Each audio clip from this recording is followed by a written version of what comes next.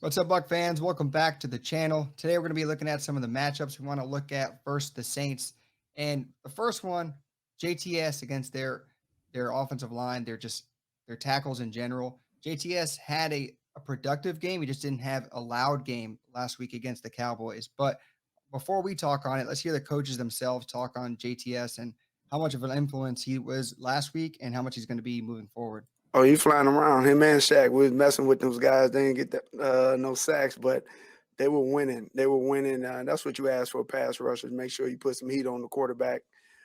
He did a great job. Snuffed out the reverse early in the game for us.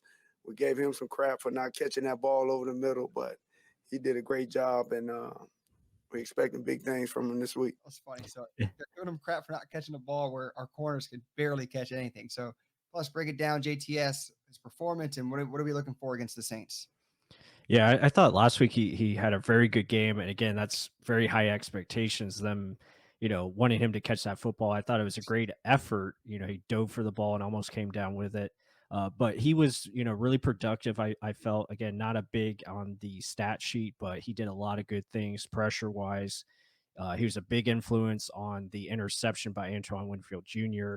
Just making the quarterback move and winning your one-on-one matchups, which he did. So him against Ryan Ramczyk, that's going to be a big matchup. And again, Ryan is very all worthy, like very good offensive tackle, one of the better right tackles in the league. So it'll be important for JTS to really be diverse with his moves and find ways to win with speed. If there's anything that Ramczyk can be beaten with, it is speed, and that's something JTS does have. So he's going to have to do a good job of using that long arm and then using that rip under to get by him. But should be interesting to see how they match up. And he has it all: speed, length, quickness. Like he can use whatever to his advantage, and then he can slip inside. It's not just an outside edge rush that he provides.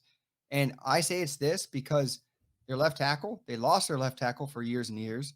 And now they have James Hurst from Baltimore. Shaq Barrett's probably going to get help on that side. Ramczyk, they're probably going to leave on an island. Just okay, JTS handle him. If JTS ends up winning, they're not gonna have a side that they can lean over to. So that's why I'm saying he's the biggest matchup to look at because if he's winning, our defense is likely winning. And like the coach said, I mean, they were winning matchups, they just weren't getting home consistently. Either way, they got like 3 sacks last game. If they can up that against Jameis, who likes to hold the ball, it's very much likely, especially if that edge rush is getting in there continuously. And I expect big things from Shaq Barrett, but again, are they going to help out? Right. Yeah, I'm sure that's going to be some of their counters. They're probably going to put some max protection plans in there to help out that left side. I wouldn't be surprised if the Bucks try to rotate things where they have JTS rush against their left tackle and maybe put Shaq Barrett on Ramczyk.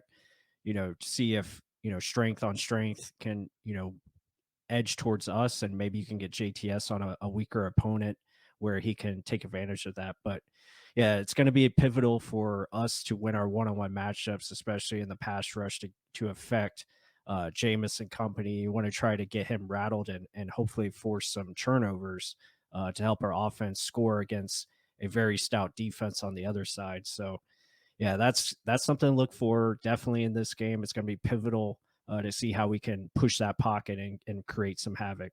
Because there's one other area.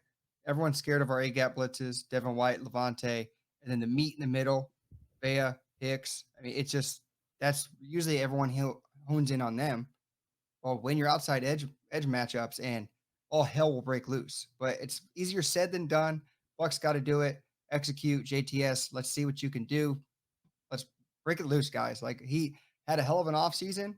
Everyone's preparing for him to break out. He hasn't done it just yet, but this may be the game. So, guys, let us know down below. What do you think? Is JTS going to have his breakout game against the Saints in New Orleans? Nuts. Week 2. Huge matchup game. Comment down below. Let us know. Like the video. Help support the channel. And with that said, till the next one.